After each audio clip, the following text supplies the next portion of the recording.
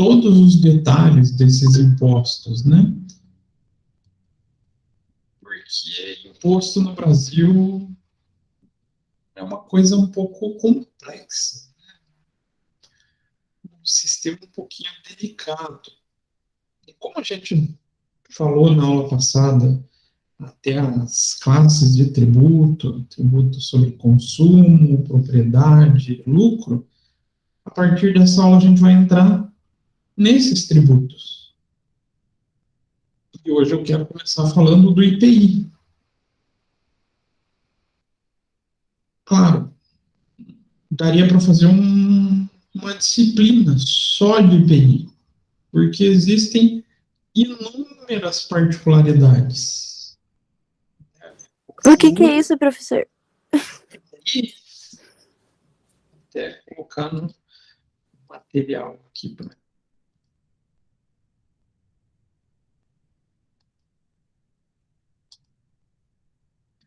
IPI é o dito Imposto sobre Produtos Industrializados.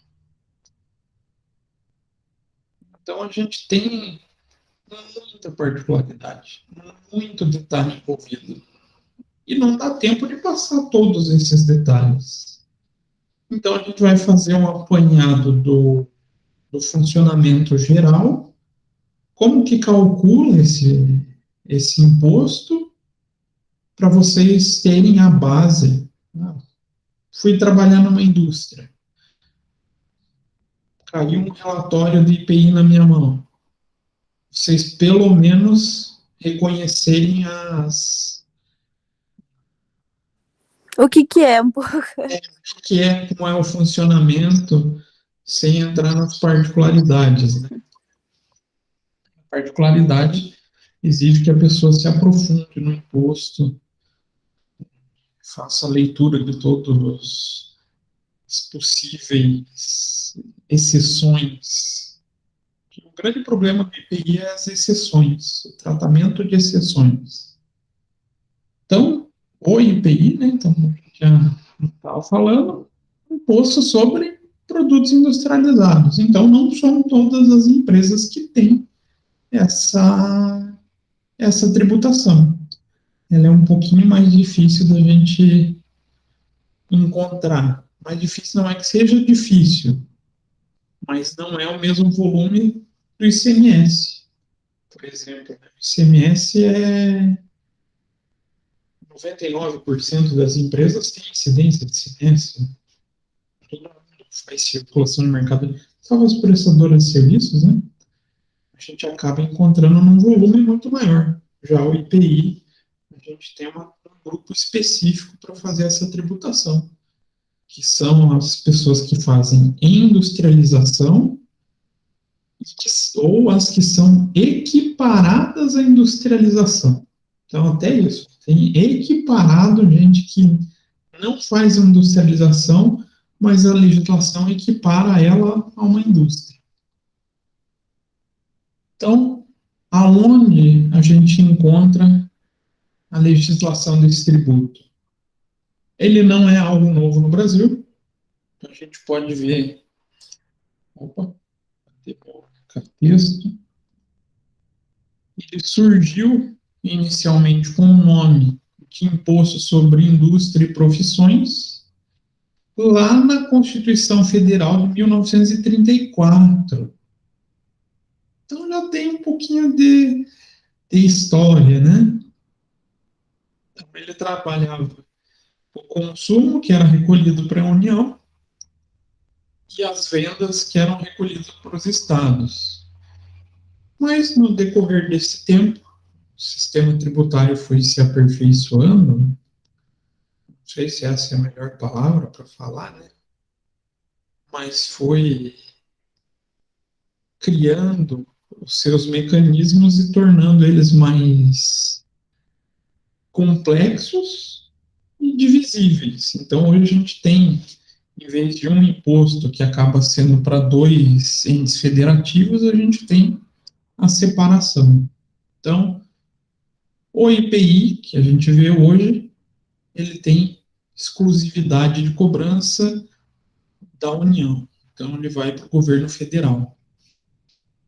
Hoje, ele é previsto na Constituição Federal. Se a gente buscar o artigo 153 da Constituição, no inciso 4º, parágrafos 1 e 3, na verdade é 1 a 3, a gente acaba encontrando o pilar da cobrança, ou o pilar da, da tributação do IPI. Só que, como eu já tinha falado em aulas anteriores, a tributação do IPI ela tem uma particularidade. Na verdade, a tributação constante na Constituição Federal, ela sempre depende de leis complementares para normatizar. A Constituição dá um breve relato sobre os impostos e deixa a cargo das leis complementares para fazer essa normatização. Aí a gente acaba encontrando essa normatização em 3 possíveis leis no Código Tributário Nacional, lá no artigo 46 a 51, vai falar exclusivamente do IPI. Na Lei 4.502, e que a gente mais usa quando trabalha com IPI é o Decreto 7212 de 2010. Ele é conhecido como Regulamento do IPI. O pessoal costuma chamar de RIP.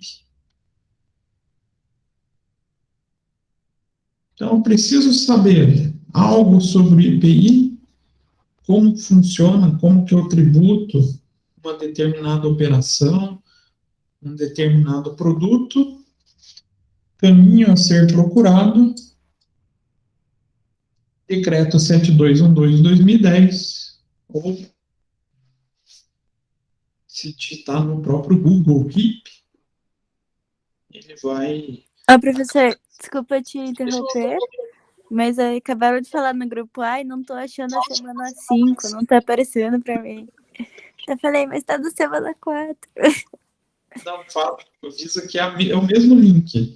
Fala que eu a falei, besteira de esquecer e vou corrigir isso. O Rivelino tá entrando, então. Ontem eu terminei a noite, acabei nem conferindo como é que estava a aula de agora de manhã. Acontece. A gente também se perde um pouco. Eu só vi que era semana 5 porque eu vi dos outros também. Não? Mas tá, pode dar continuidade. Desculpa te interromper. Não, vou até esperar ele entrar. Já deu.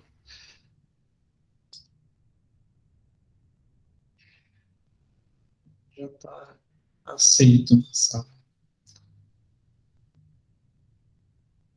E a gente preenche tanta coisa nesse ato, gente, tanta coisa que passou batido. O Rivelino entrou, deve estar chateado também, não ter encontrado a aula 5. Mas confesso que o Rivelino, a cagada foi minha. Então, bom dia. Eu esqueci de colocar lá na aula 5 para vocês. Mas não, eu tava, só tava meio mas eu tava meio conversando. pertidão aqui, que nem cachorro que saiu de mudança. Mas eu tava conversando com a Maria. Vocês podem ter esse link até o final do semestre, tá? Ele vai ser sempre o mesmo. É que eu costumo acessar pelo AVA, professor. Eu só entro ali, já puxo na aula e já vou direto, entendeu? Eu não digito o link, entendeu? Mas agora eu estava meio perdido ali. Eu poderia ter olhado na quarta aula ali também, passei batido. Não, mas ali a cagada foi minha. Eu esqueci. Mas Não, beleza, sempre bem. prometo tentar não deixar mais isso acontecer, mas entrando em qualquer semana ali, vocês vão cair no mesmo link, sempre. Beleza. Então, eu estava começando aqui a conversa com a Maria, a gente está falando sobre IPI, né? Então, hoje a ideia é trazer esse básico do IPI, porque básico, comentei com a Maria que dá para fazer uma disciplina só de IPI, pela quantidade de nuances, as particularidades que existem na tributação, nessa tributação. Mas, pelo menos, vocês reconhecerem a essência do IPI é importante e é o que a gente vai buscar hoje. E eu estava mostrando para ela qual que era a legislação. A gente encontra tanto na Constituição Federal, então lá no artigo 153, no Código Tributário, então no CTN, no artigo 46 a 51, na Lei Complementar 4.502, mais aonde a gente encontra o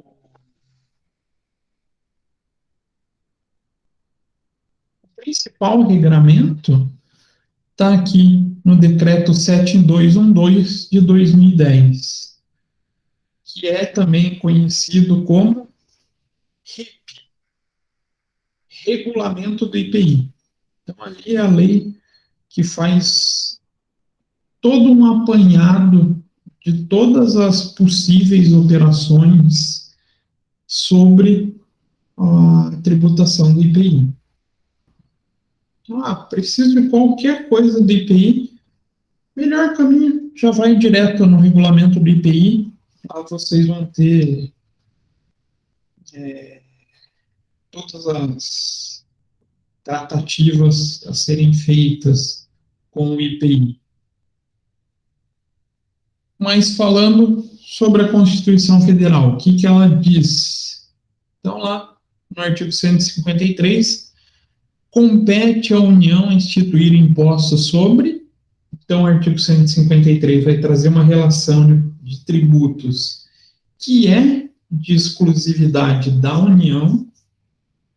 E lá, no parágrafo 4º, produtos industrializados. Então, no artigo 153, a Constituição define, olha, falou em produto industrializado, quem é competente para fazer essa arrecadação é o governo federal. Então, preciso fazer um recolhimento de IPI, vocês sabem que a destinação vai ser para o governo federal. E ele traz no seu parágrafo 3º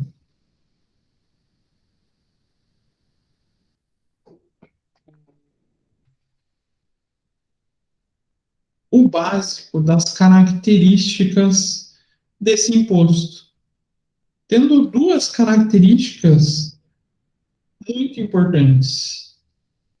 Então, o imposto previsto no inciso 4º, primeiro, será seletivo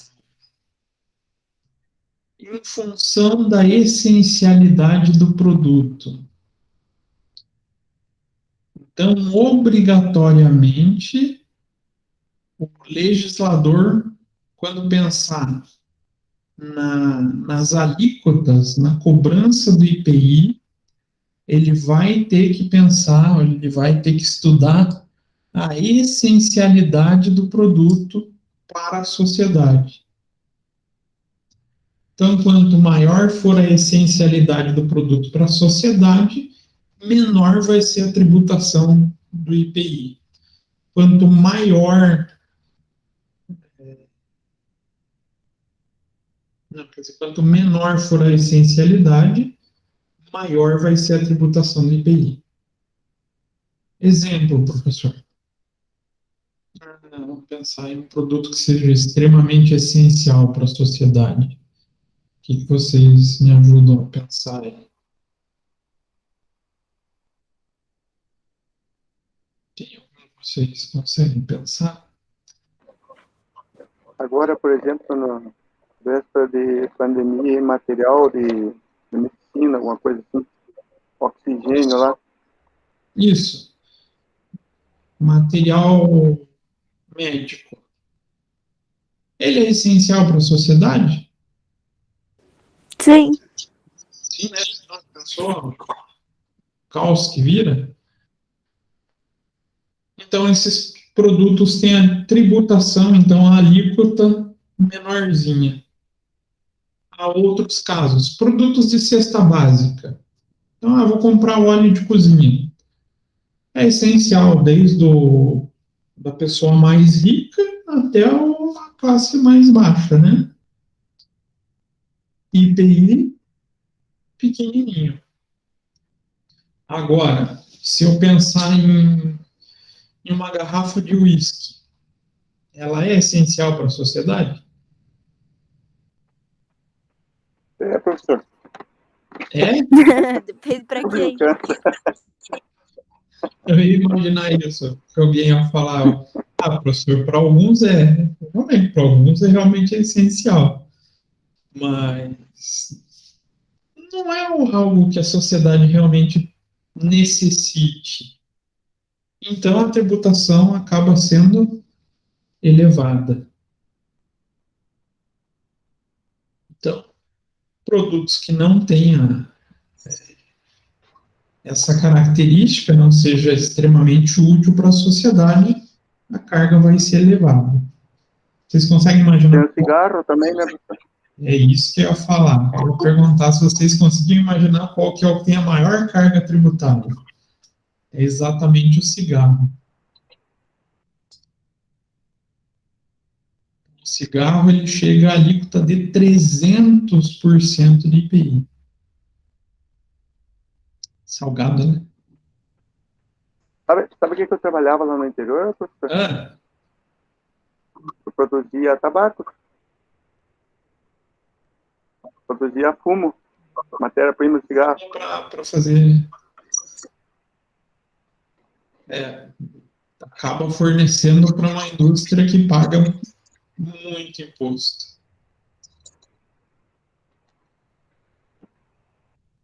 E pior que é uma área que dá dinheiro, né? Querendo ou não, acaba movimentando. Dava, professor. Hoje já não dá muito, não. É porque caiu muito também o consumo, né? Se a gente parar para pensar, vem tendo Verdade.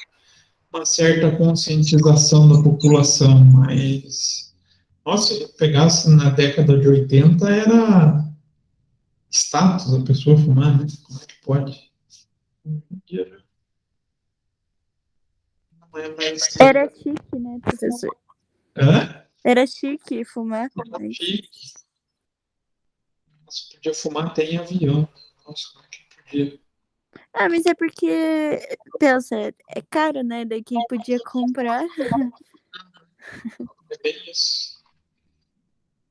Então, tributos de produtos como esse vai lá para o alto. Então, ele tem essa característica de ser seletivo. Quanto mais essencial para a sociedade, menor a tributação. Quanto menos essencial, maior a tributação. Segundo, ele será não cumulativo. A não cumulatividade a gente vai explicar um pouquinho mais para frente. Mas compensando-se o que for devido em cada operação com o montante cobrado nas anteriores. Aqui seria o jeitinho brasileiro para falar que cobra sobre o valor agregado dos produtos. Eu coloquei um exemplo ali para a gente pensar. Não incidirá sobre produtos industrializados destinados ao exterior. Então, qualquer produto que eu fabrique e que vá mandar para o exterior não incide IPI. Por que será?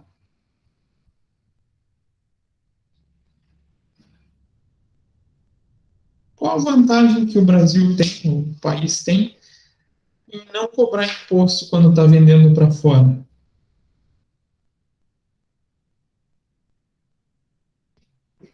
Pois é, professor, eu gostaria de entender isso aí. Que quando a gente exporta, não tem imposto. De quando importa, tem um monte de imposto. É bem assim que funciona. Mas a ideia, basicamente, é que a gente deve exportar somente produto e não tributo. Mas essa finalidade de não exportar tributo é para tornar o Brasil um país mais competitivo no mercado internacional, fazendo com que a gente tenha produção de riqueza.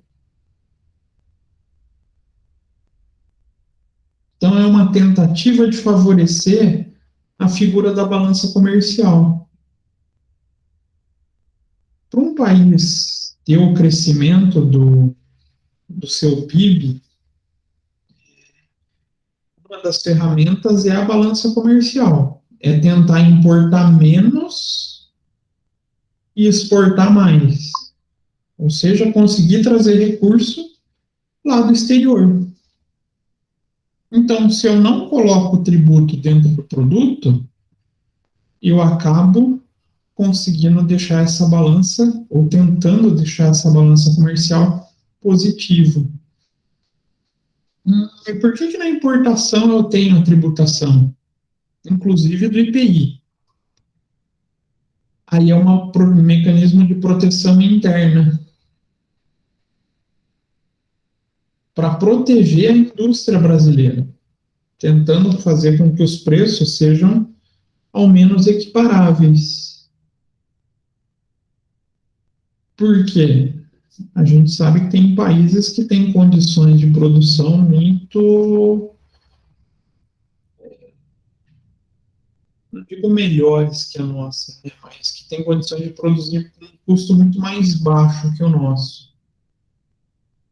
Obviamente, a gente lembra da China, né? E se deixar esse produto de fora vir sem tributação nenhuma, ele vai acabar atrapalhando o mercado nacional.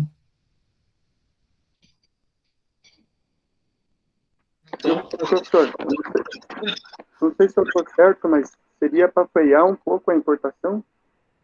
isso. Para tentar? Então, é uma maneira de você controlar essa importação. Ah, não, é um material que realmente eu estou precisando. Igual foi agora na pandemia com o produto médico. Eu zero a tributação desses impostos na importação. Aí eu favoreço para esse produto estrangeiro vindo para o Brasil. Mas não, eu estou vendo um produto que eu tenho mercado, tenho fabricante aqui no Brasil. Então, se o produto lá de fora começa a vir muito mais barato, obviamente o pessoal vai preferir comprar um importado e vai acabar enfraquecendo a indústria brasileira. Então, é um mecanismo de controle.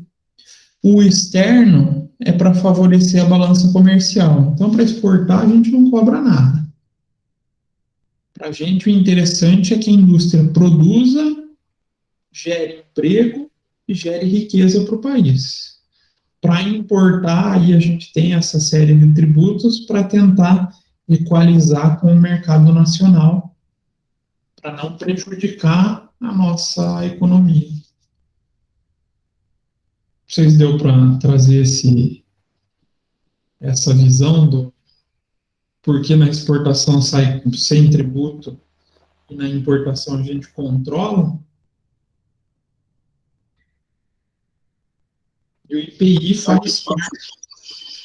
O IPI faz parte do tributo, porque é um tributo considerado para fiscal por fazer esse controle econômico. Então, isso é bem importante, né, na verdade, porque senão, dependendo do material, a China conseguiria inundar o Brasil de produto com um custo baixíssimo. às vezes, esse é um imposto até incomum da gente escutar falar, mas às vezes o próprio IPI não dá conta de regular o mercado. Aí pode existir uma cobrança adicional na importação, que é o antidumping. Isso daí é para tentar deixar ainda mais difícil esse produto chegar no Brasil. Pode parecer contraintuitivo quando a gente pensa no livre mercado. É contraintuitivo se pensar na liberdade de mercado. Só que, claro, o país tem que defender a sua indústria, né? Senão a gente acaba tendo uma série de problemas sociais. Então, tem-se essa barreira tributária para os bens chegarem no Brasil. E o IPI faz parte desse grupo, desses tributos que fazem essa barreira tributária.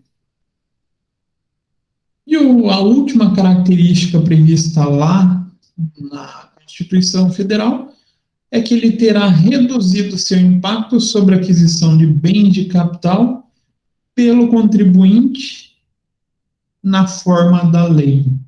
Aí que eu falo qual lei? A lei 7212 do regulamento do IPI. Aquisição de bens de capital? Como assim, professor? O que é um bem de capital?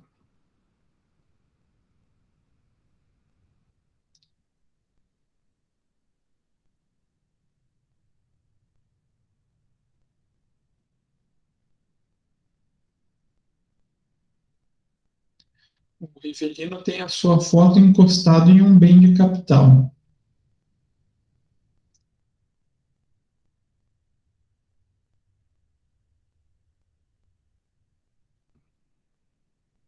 Bens duráveis, bens que auxiliam o processo produtivo. Tá, vou comprar uma máquina. Essas máquinas, um bom exemplo, vou comprar uma máquina lá para minha produção agrícola, uma colheitadeira. Não é um bem barato, né? Vai ser destinado à economia. Opa, então eu tenho um tratamento especial no IPI, tentando minimizar o impacto para a aquisição desse tipo de bem. Professor, mas o senhor falou que o Rivelino está encostado num bem de capital. Se esse carro for utilizado por uma empresa contribuinte do IPI, ela vai ter benefícios para comprar o veículo. Então, a gente tem essa característica de tentar reduzir o impacto do IPI na aquisição de bens de capital para contribuinte do IPI.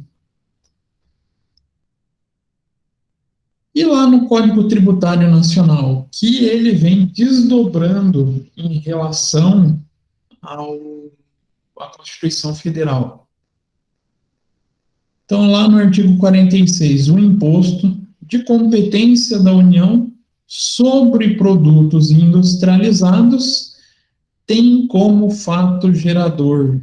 Então, aqui ele já traz hipóteses de incidência, né? Lembram o que é a hipótese de incidência? Aquele fato que é uma hipótese, uma hipótese de incidência é uma hipótese, né? Mas é uma situação genérica onde pode eventualmente ocorrer e gerar um imposto. Então, aqui a gente tem hipóteses de incidência. A primeira, o seu desembaraço aduaneiro quando de procedência estrangeira. Então, a primeira hipótese de incidência é a importação. Olha que engraçado, ela vem antes até do que a própria industrialização, né? E a segunda hipótese, a sua saída dos estabelecimentos, que se refere no parágrafo único do artigo 51. Então, aqui a gente está falando da industrialização. Lá no parágrafo, no artigo 51, a gente encontra os tipos de industrialização existentes. E a terceira hipótese, a sua arrematação quando apreendido ou abandonado e levado a leilão. Como assim, professor? Receita Federal faz apreensão de produto importado?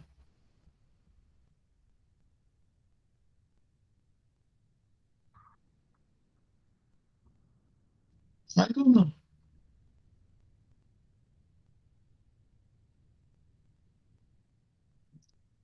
Vai dizer que vocês nunca foram para o Paraguai e não ficaram com medo de perder as coisas.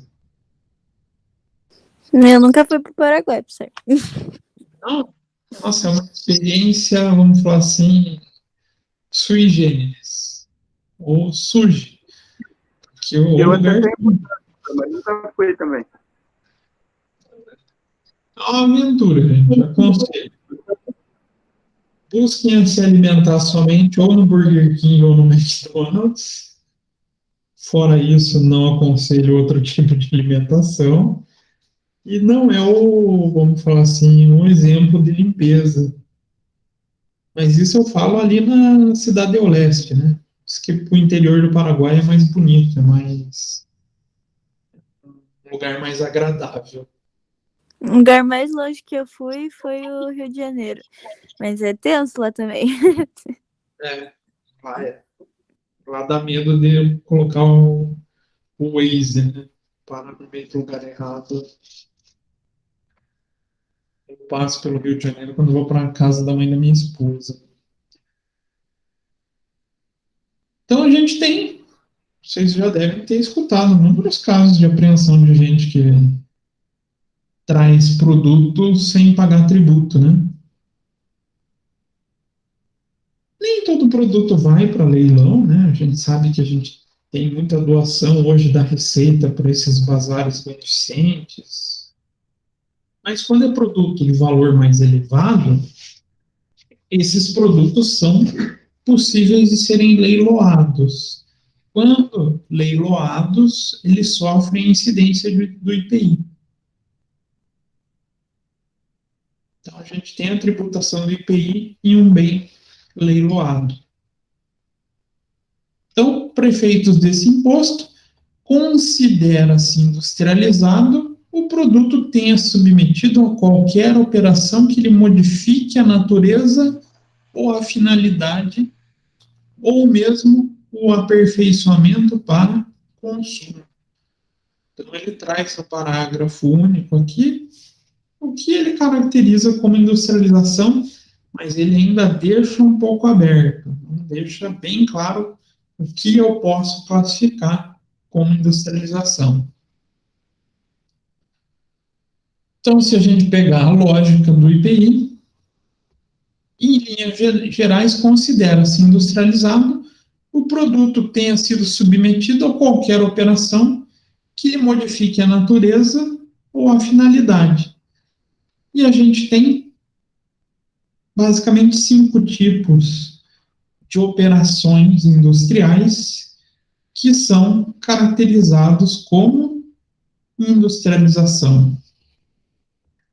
Primeiro, transformação.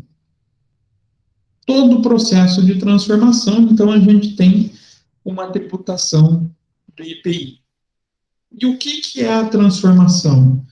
É você pegar uma série de itens, transformando eles, então transformando a matéria-prima em um novo produto, uma espécie nova. Então a gente está trabalhando lá na Mondelez, lá na cidade industrial. Lá eles fazem transformação. Será que lá é uma indústria de transformação?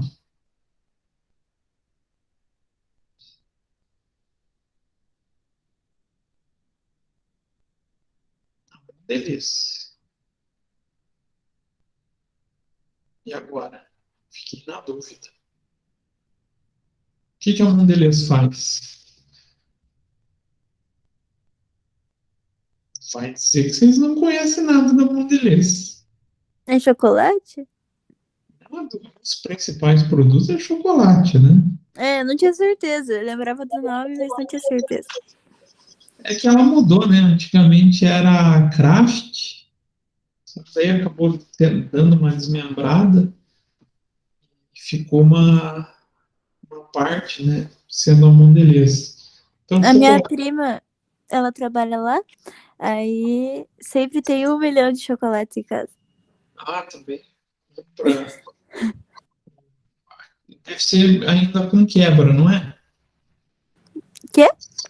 Quebra. Às É, vezes é um chocolatinho que quebrou. sim, alguma coisinha na embalagem que não ficou perfeita. Eles chamam de quebra de produção isso. E como eles não podem pôr o produto fora do padrão definido, eles colocam baratinho para os funcionários, né? Isso sai, eu lembro quando eu trabalhava no Boticário com isso. Nossa, Na no área Boticário é muito top, né, professor? Queria trabalhar lá. também tinha essas quebras. Então era bem bacana. A gente podia comprar mais barato. E o mais legal é que eles deixavam produto que ia para exportação e não deu certo. Eles deixavam em alguns pontos do prédio.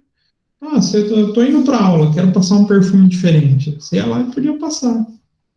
Era bacana. Só que chega uma hora que você não aguenta mais perfume do Boticário. Não aguenta mais o cheiro. Esse é o problema. A gente acabou de falar, então, de dois processos de transformação, né? A gente vai pegando diversos produtos e vai transformando até chegar em um novo. Então, o próprio perfume também é um produto de transformação. Então, a gente tem muita indústria que tem essa característica de transformar bens em uma espécie nova, né? No caso da Mondelez, a gente encontra chocolate, encontra biscoito, não sei se biscoito, bolacha, né? Mas a gente encontra esses produtos frutos de um processo de transformação. Fez transformação, paga IPI. Beneficiamento. O que é o beneficiamento? Ele parece, às vezes a gente pode até confundir um pouco com a característica da transformação, mas eles são processos diferentes. Então, ele modifica o funcionamento, a utilização, acabamento ou a aparência dos materiais. Em geral, a gente está falando de produto natural. Exemplo, madeira. Tem indústria que faz beneficiamento da madeira. E lá de dentro dessa indústria, sai chapa de MDF, por exemplo, para fazer móvel. Esse é um processo de beneficiamento. Não é transformação? Não, porque a gente não teve mudança da espécie. A gente teve uma mudança na aparência, na característica, mas ele ainda continua sendo um produto da madeira.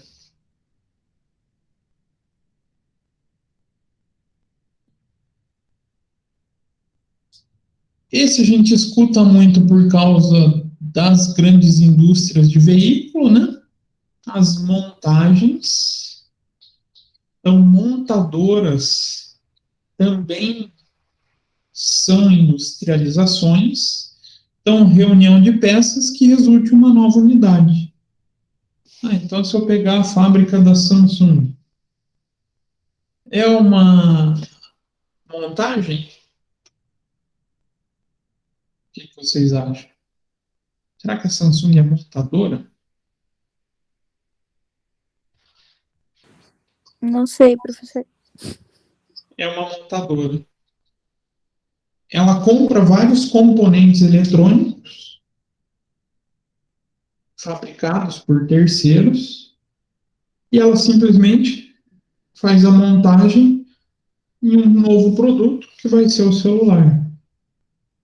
Ou os veículos, né, que a gente é acostumado a falar, a escutar nos jornais, as montadoras, elas compram as peças de diversos fornecedores, de acordo com a sua demanda, né, e faz a montagem transformando essas peças em um carro. Vai tributar IPI. O acondicionamento ou recondicionamento. Então, altera a apresentação pela colocação de embalagem, salvo se essa embalagem for só para transporte. Onde a gente encontra essas indústrias de acondicionamento?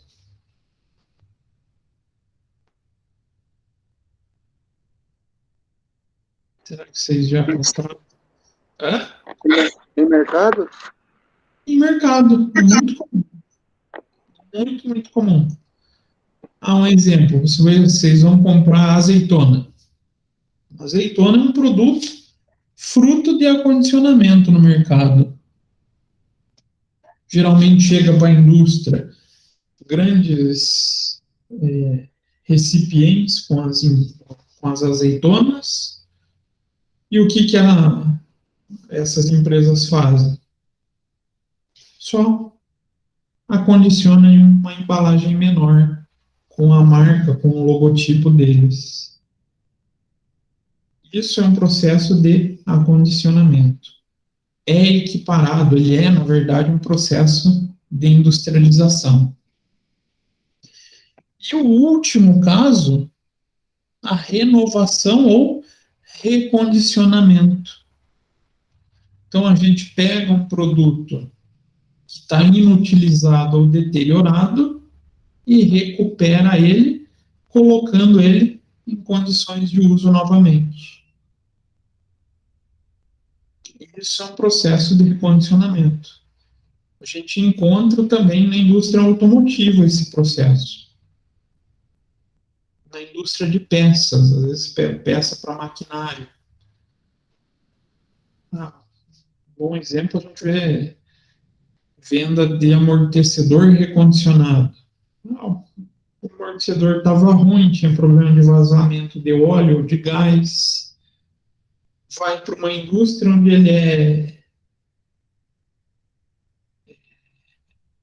assim, substituído as partes defeituosas e coloca ele em condições de ser utilizado novamente por mais um período. É um processo de industrialização. Vai incidir IPI. Então, essas 5 características são as consideradas industrializações pelo regulamento do IPI. Eu costumo um macete para gravar esses termos. Eu uso o termo TAM,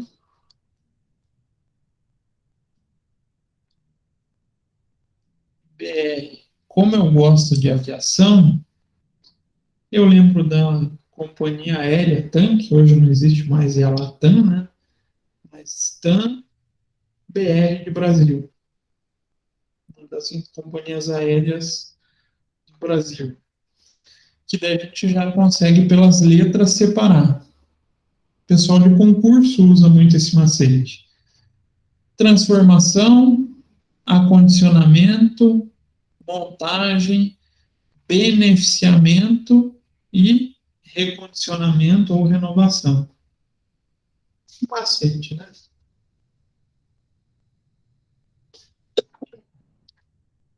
E o processo de compra e venda dessas indústrias ou equiparadas a indústrias, basicamente é dessa estrutura, né? compro material dos fornecedores, vai repassar para a indústria vai fazer o seu trabalho e vai destinar o produto aos clientes. E a não cumulatividade está envolvida com esse processo. A ideia é que o produto não vá acumulando no decorrer da cadeia. Aí criou-se o sistema de débitos e créditos a fim de evitar esse excesso de tributação. Mesmo com todo esse processo, a gente ainda paga tributo pra caramba. Mas, se não existisse, seria muito mais oneroso no nosso bolso. A gente já vai detalhar melhor esse processo. Aí, falando da seletividade. Então, a gente sabe que lá no parágrafo 3º, o imposto previsto no inciso 4º será seletivo. E o próprio Código Tributário também faz essa menção.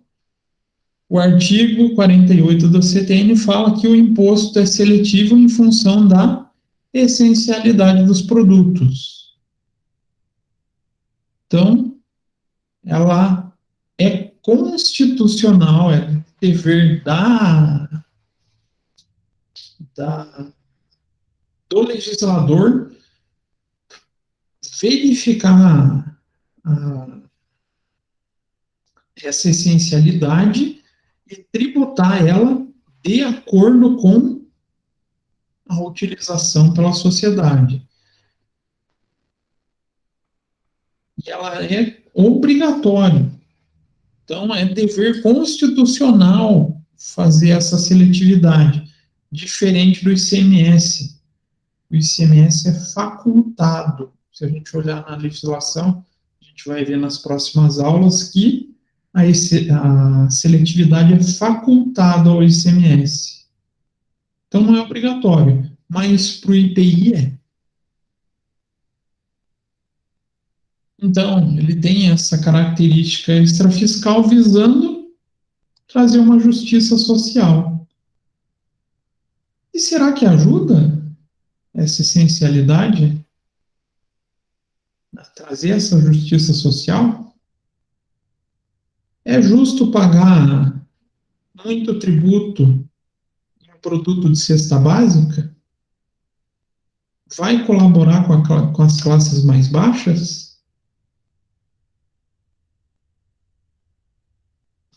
Não, né? Na verdade, ele vai ser... Se ele não tiver essa seletividade, ele vai ser injusto. Porque o pobre vai acabar pagando mais do que quem tem dinheiro. Então, ele visa tentar trazer essa justiça social. É perfeito? Não. Tem suas falhas. Mas já é uma grande evolução do que era no começo. Vamos pensar lá em 1934, quando surgiu o imposto. Então, a gente tem essa tentativa de regular de acordo com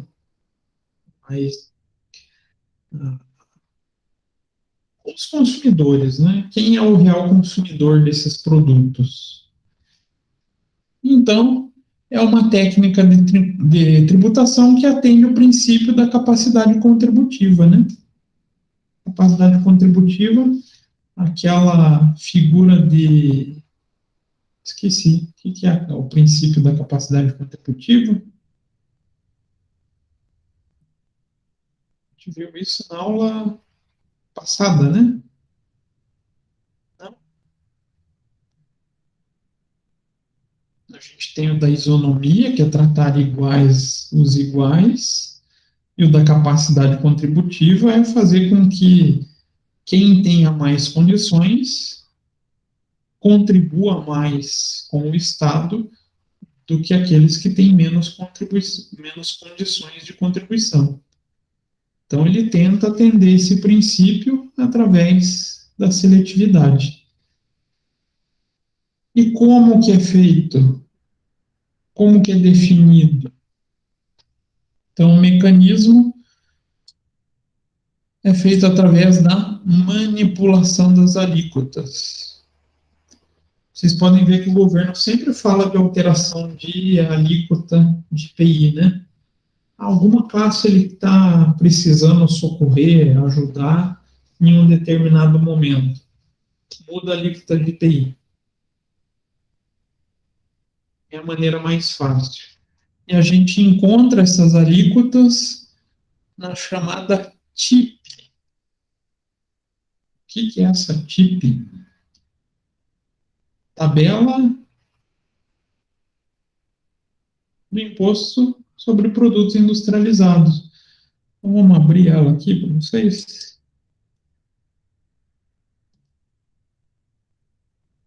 A gente vai lá no Google e digita TIP.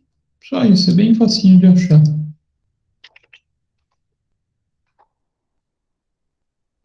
Primeira coisa que aparece é justamente essa tabela. E no que ela ajuda a gente? Vocês podem ver que ela tem bastante alterações, né? Mas todas essas alterações se acumulam aqui, na tabela.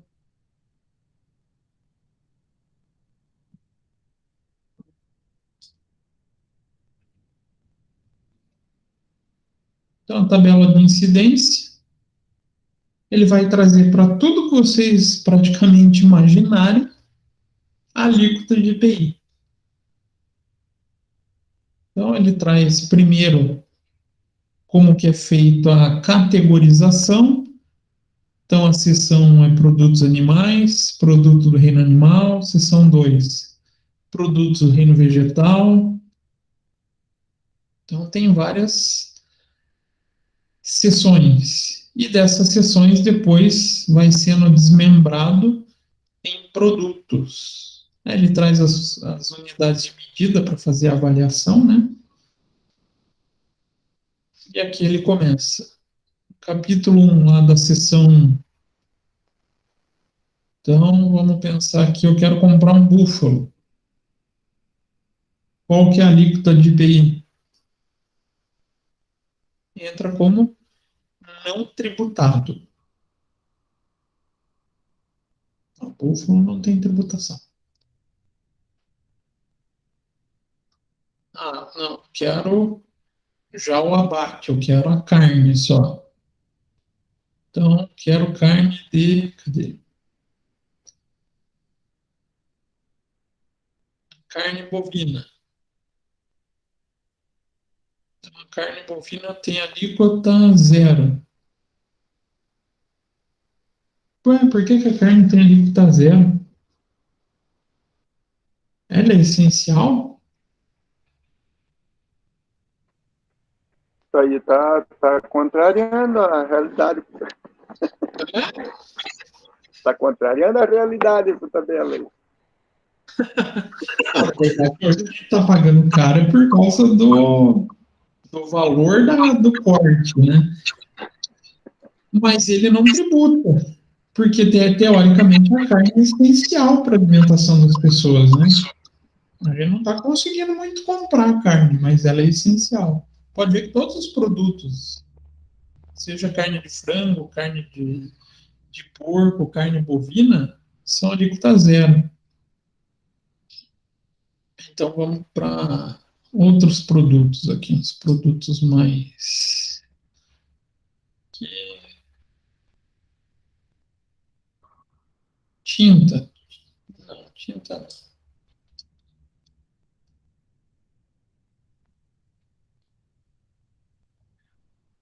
Pior que tem tanto produto que a gente não faz ideia do que seja. Porque tem muita matéria-prima aqui. Plástico não alveolar. Eu não sei muito para que seria usado, mas ele já pagaria 15% de IPI. Ó, recipiente com serpentina, depósito para gelo, ou o próprio para gelar bebida? Opa, é essencial isso aqui?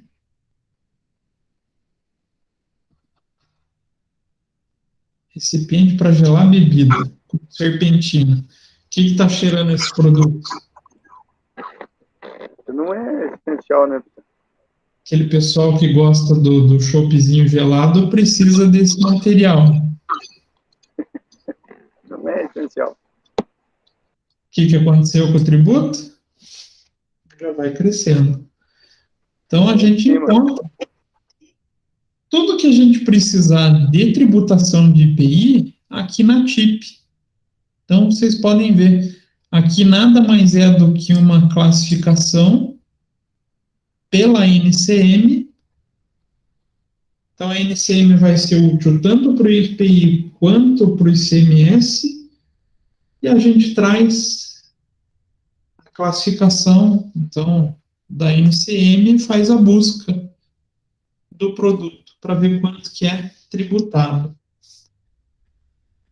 E são só 400 páginas, né, de produto. Então é bem difícil a gente não encontrar algo aqui dentro, né? Para vocês verem a diferença de essencialidade, aqui a gente pode ver. Ó. Espelho retrovisor para veículo. Veículo normal, veículo, digamos assim, familiar, é cobrado 15%. Mas quando for destinado para ônibus e caminhões, já cai para 3%. Tá pensando no transporte coletivo, né? Então a gente consegue enxergar essa essencialidade dentro da TIP. Ela tenta fazer essa menção, ela tenta fazer essa separação dos produtos essenciais e dos não essenciais.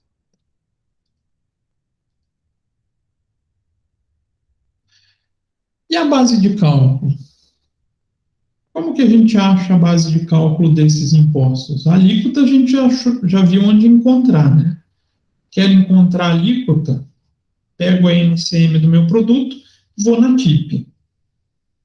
A base de cálculo, aí vai depender da operação que a gente estiver fazendo.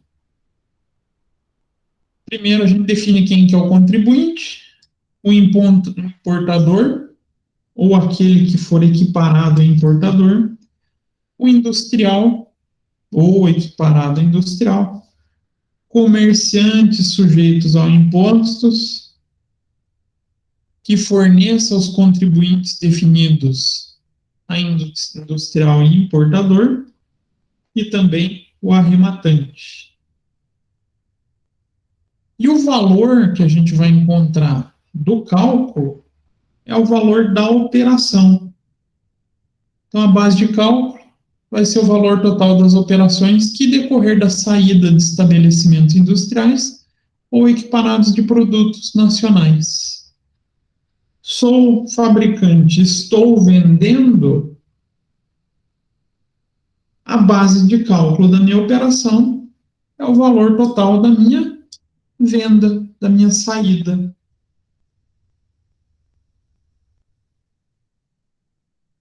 Então, o valor que eu vendi, aplico a alíquota que está na TIP, encontro o IPI. E quando for produto estrangeiro, a gente vai ter a base de cálculo definida pelo valor do despacho aduaneiro. Então, o valor que vai chegar aqui no Brasil, ele vai ter como base de cálculo a importação para a operação do IPI. Salvo se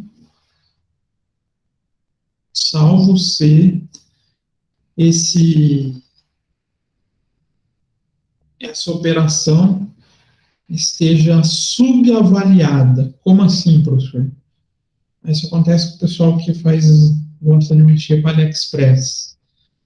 O fornecedor mandou lá um produto e colocou na invoice, que operação internacional não tem nota, né? Tem invoice.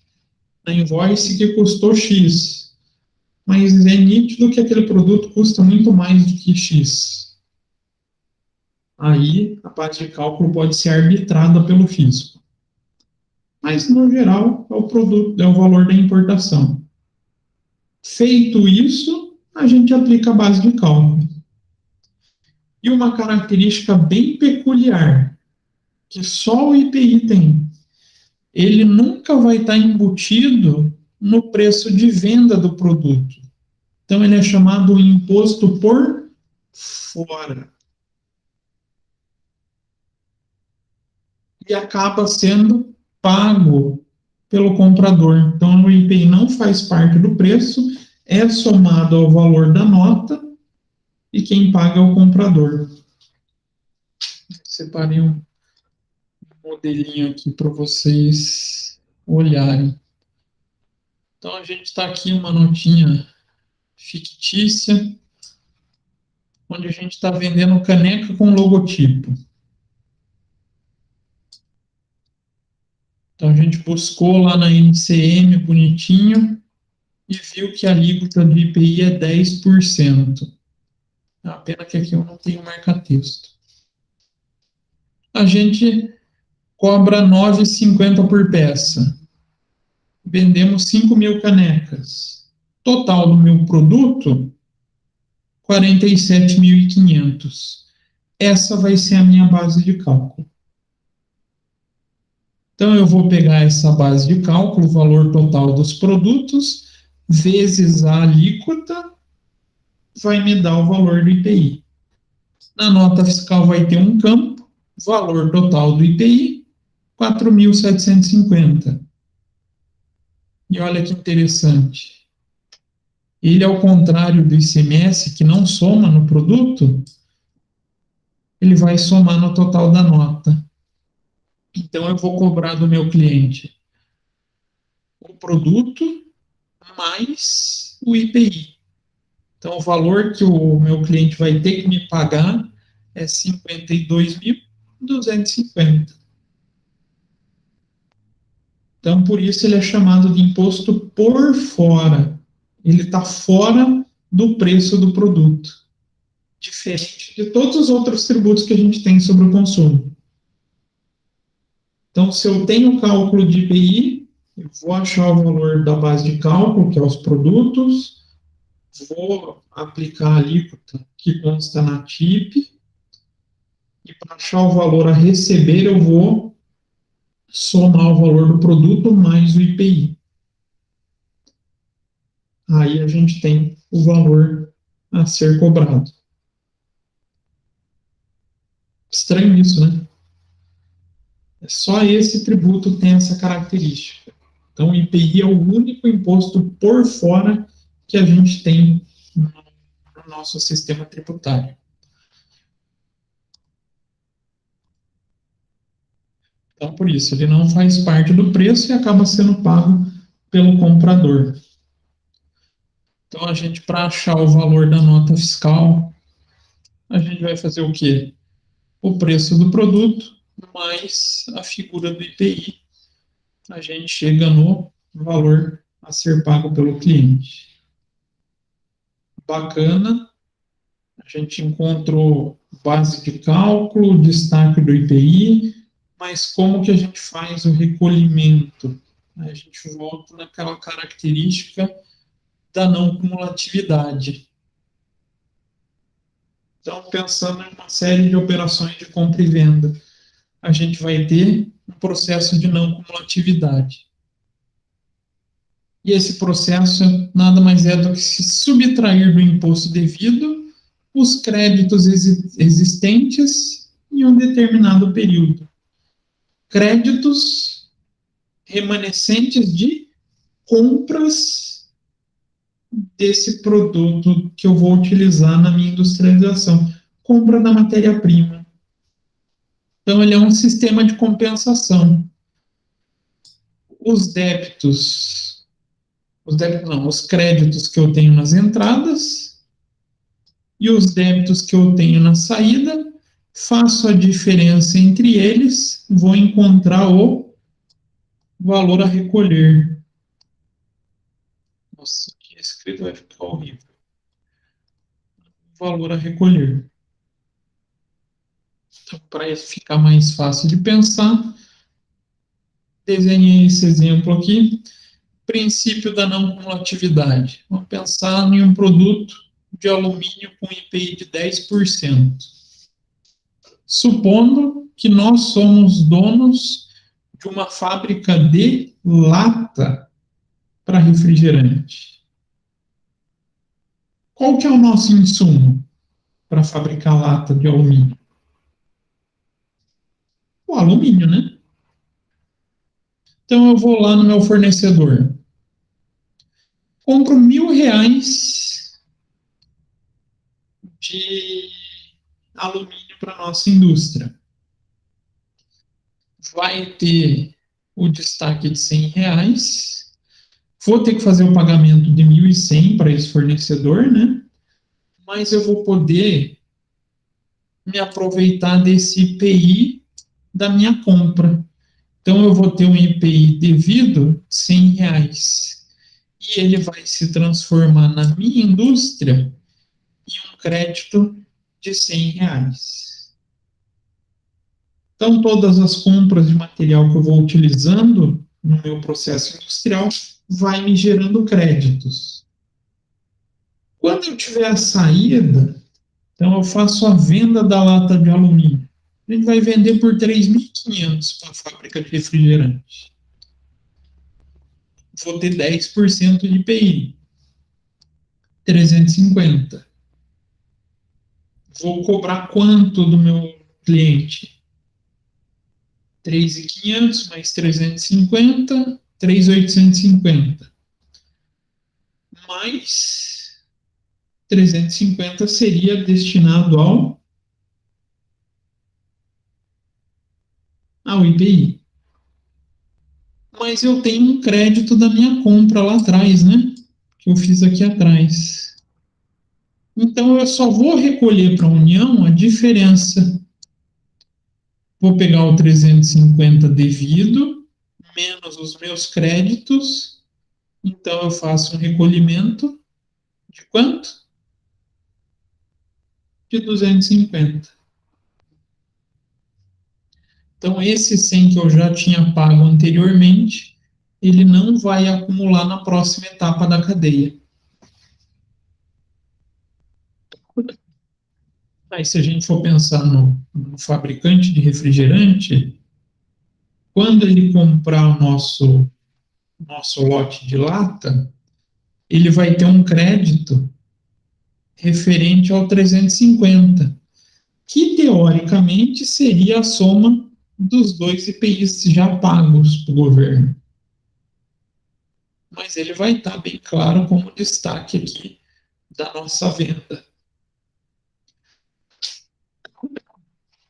Aí eu faço uma venda dos refrigerantes, 15.000, 10%, 1.500 vai ser cobrado a mais desse cliente, né?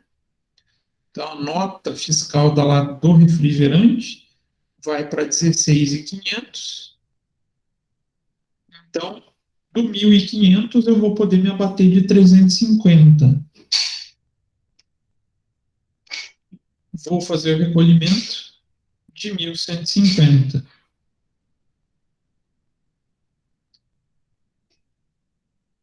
Teoricamente, se a gente somar os valores recolhidos, vai dar 1.500 em relação a essa cadeia, não vai? Que representa o valor que foi acumulado durante o processo produtivo do alumínio. Essa é a ideia da não cumulatividade.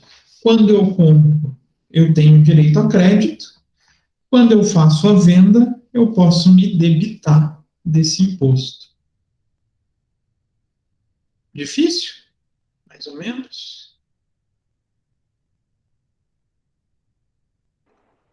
Mais ou menos.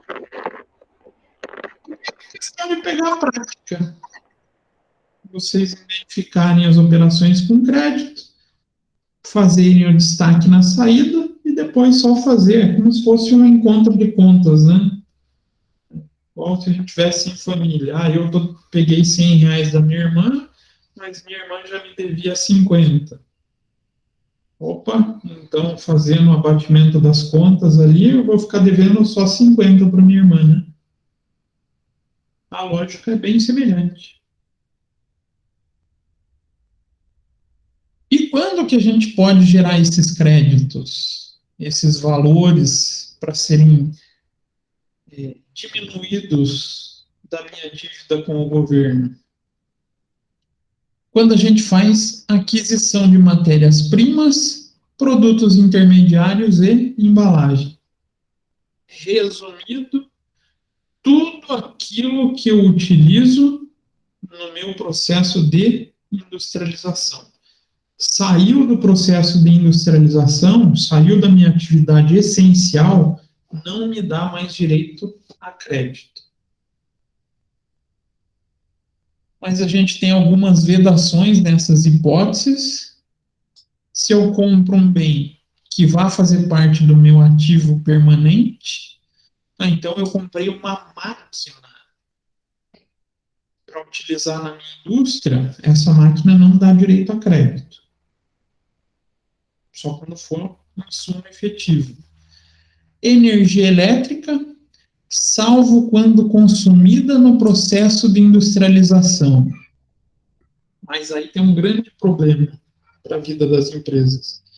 Eu tenho que ter uma medição específica para a minha industrialização. Seria como ter uma conta de luz somente para a minha industrialização. E nem todas as empresas têm essa possibilidade, né? Às vezes chega um ponto de energia para a fábrica inteira, para a empresa inteira, e não tem como separar, aí você não pode tomar crédito.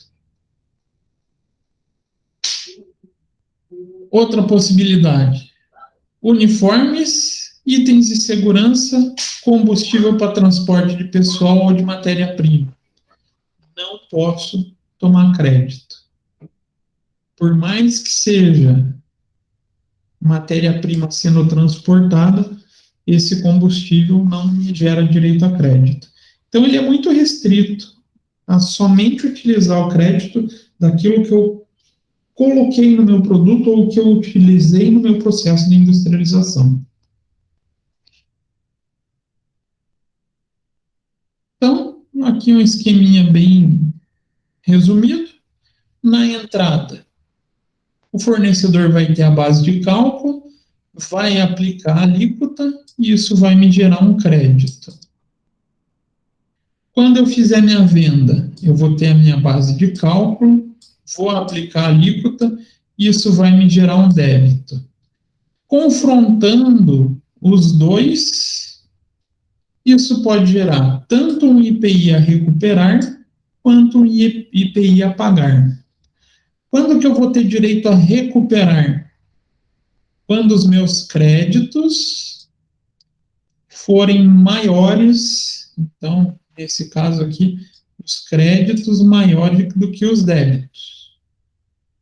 E quando que eu vou ter que pagar? Quando os débitos gerados pela saída forem maiores que os meus créditos. Essa é a sistemática básica da apuração do IPI. Relativamente simples, né? Então, pensando num exemplo. A gente está ali numa indústria que fabrica estante de aço. A gente utiliza aço em lâmina no processo produtivo. E compramos R$ 30.000 de lâminas. E o IPI para essas lâminas era de 5%. Então, a gente vai pegar a base de cálculo, 30.000, aplica 5%, 1.500, a gente vai ter que pagar para o nosso fornecedor 31.500. Mais 1.500 a gente vai conseguir absorver como crédito do IPI. E a gente termina essas estantes de aço. E quando a gente vender elas, a gente vai tributar e a alíquota de 10%. Então, nesse período, a gente além dessa compra, a gente efetuou uma venda de estantes de 80 mil. Base de cálculo, 80 mil vezes a alíquota, então 10%, 8 mil. Vamos cobrar do nosso cliente 88 mil. Mas agora a gente precisa apurar o nosso imposto. Então, ao final do período, o imposto devido vai ser exatamente a diferença, o contraponto entre o imposto na saída, o débito, e o imposto na entrada, o crédito. Então, entradas, base de cálculo 30 mil, alíquota 5, então a gente teve um crédito de R$ 1.500. Nas saídas, base de cálculo 80 mil, a 10%, R$ 8.000. A apuração do meu imposto, saldo a recolher vai ser o quê? Meus débitos menos os meus créditos. Então, o débito aqui do 8 mil, o crédito lá da minha entrada, 1.500, a diferença, vou ter que recolher para os cofres públicos R$ 6.500. Se eu fizer o débito menos o crédito e esse valor ficar negativo, é sinal que eu ainda tenho direito com o governo, eu ainda fiquei com saldo credor. Mas a gente ainda vai explorar um pouquinho mais isso. Tem aqui dúvidas, perguntas, questões? Professor, Oi? sempre na hora de você adquirir o crédito ali, você vai ser 5%, e na hora de você vender o produto vai ser 10%? Não, vai constar lá na TIP. Eu fechei a TIP aqui. Vai constar lá naquela lista enorme, naquelas 500 páginas, essas alíquotas. É tudo baseado na TIP, então. Todo produto vai ser baseado na TIP. Beleza. Então, para cada tipo de operação, a gente pode ter uma alíquota de entrada diferente e uma alíquota de saída diferente. Mas a essência do cálculo é a mesma, né? O que vai mudar é só esse percentual que eu vou aplicar. Quando a gente está comprando, é mais fácil. Por quê? Eu já vou enxergar na própria nota fiscal, aqui embaixo, ó, alíquota IPI. O fornecedor já vai indicar quanto que ele usou para o cálculo. Né? Professor, lá na minha empresa, acontece bastante das pessoas vierem perguntar, tipo, de imposto quando ela compra de outro estado. Aí tem bastante disso da alíquota e tal, e daí a gente tem que explicar, aí fica meio... Mas o que é isso? Ninguém entende. Até o IPI ele é um pouco mais tranquilo, porque como ele é um imposto da União, ele não tem variação de estado para estado. O ICMS, aí vira uma bagunça, porque tem alíquota interna, tem alíquota externa, alíquota entre os estados, tem os possíveis benefícios fiscais. E lembrando que cada estado vai fazer o seu regulamento. Então, pense, quanta variação a gente não tem no ICMS? E daí sim vira, nossa, a maior dúvida que tem em relação à tributação entre estados. Mas a gente vai tratar disso também, tá? Acho que daí vai ajudar bastante nesse processo aí. Mas o IPI ele é mais tranquilo por isso. Como ele é um imposto federal, diferente se é dentro do estado ou fora do estado, aplica a TIP e não tem muito problema.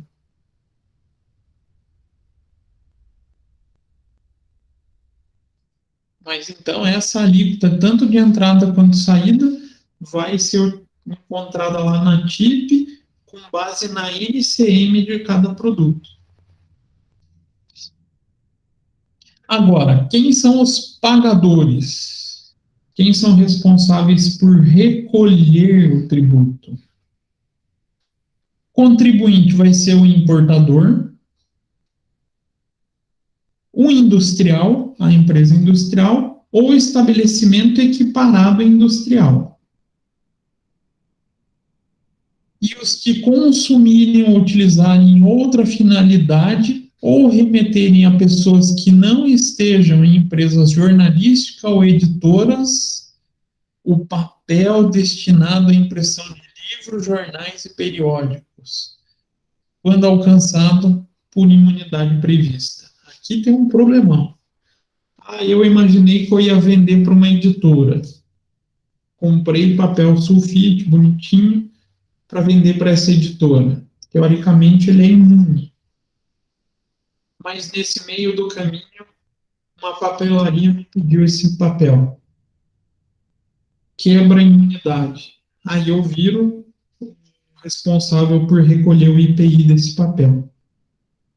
Isso está tão raro, está tão cada dia mais difícil de encontrar, mas ainda é previsto na lei, né?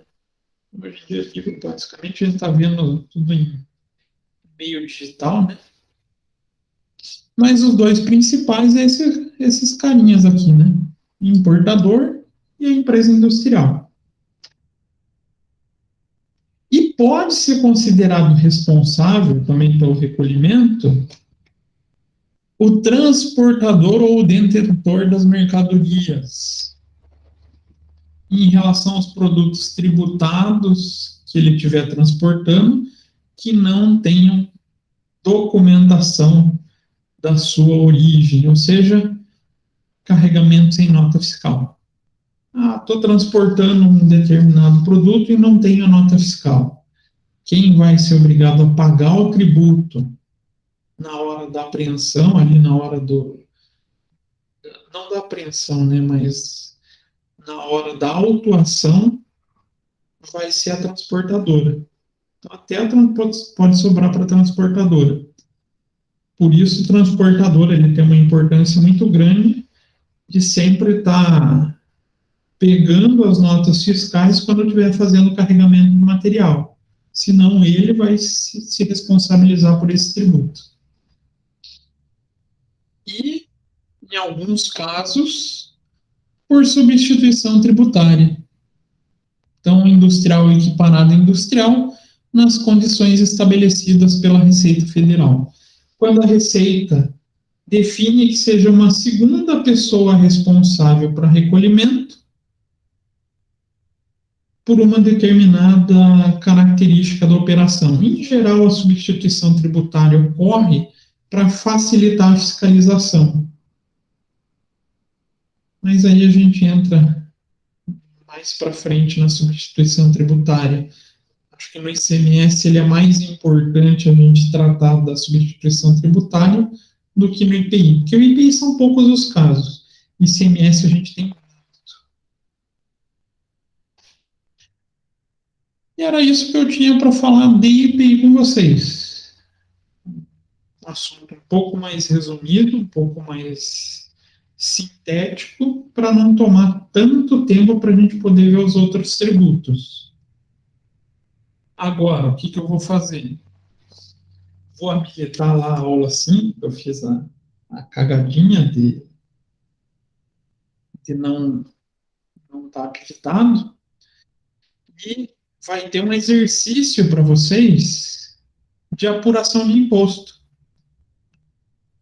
Então, eu vou falar algumas operações de entrada e saída de mercadoria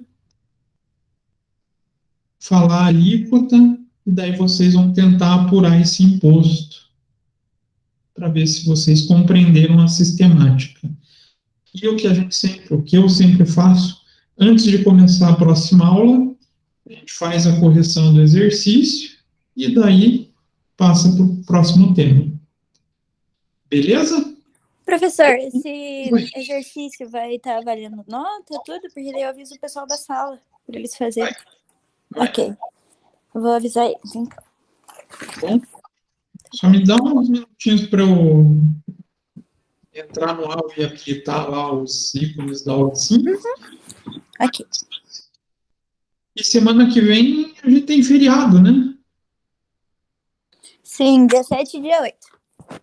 Então, a gente se vê só na outra semana. Então, eu vou deixar a atividade com 2 semanas de prazo, para vocês terem tranquilidade para fazer também. Ok, professor. Tá bom?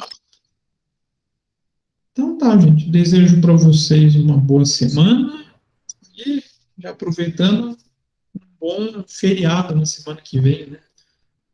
Para você também, professor. Muito bom feriadinho, né? Mas provavelmente eu vou trabalhar, mas trabalhando ou não é bom, que daí ganha mais. É verdade. Mas então tá, gente. Bom descanso, quer dizer, bom trabalho agora para vocês que vão trabalhar e depois bom descanso. Tá bom? Para você também, professor. Até mais. Obrigado. Até mais. Tchau, professor. Bom feriado, Tchau. bom descanso, um abraço, até a próxima. É.